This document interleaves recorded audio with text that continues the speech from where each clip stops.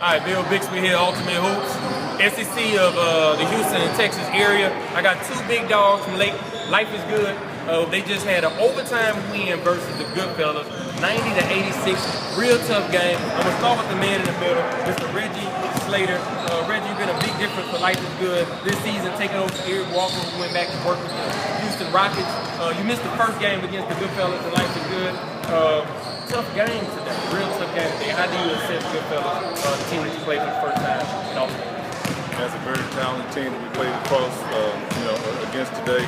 My hat's off to them, but we're pretty good too. It came down to a game of who's going to blink first, and luckily we were able to keep our eyes open longer.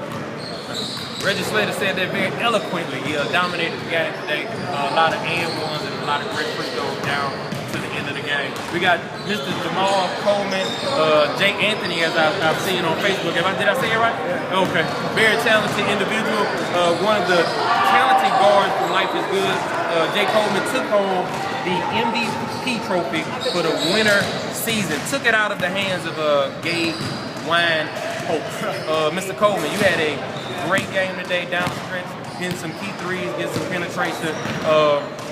You've been down this road again with Goodfellas, and I'm pretty sure everybody's looking for a third matchup this season.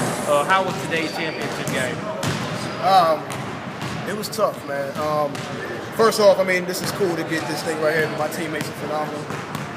They really find me when I'm open and when I'm not, because my first game today, to get to this championship game, I didn't really play so well to me. And they kind of picked me up, and together we picked each other. It was a very tough game, the first one.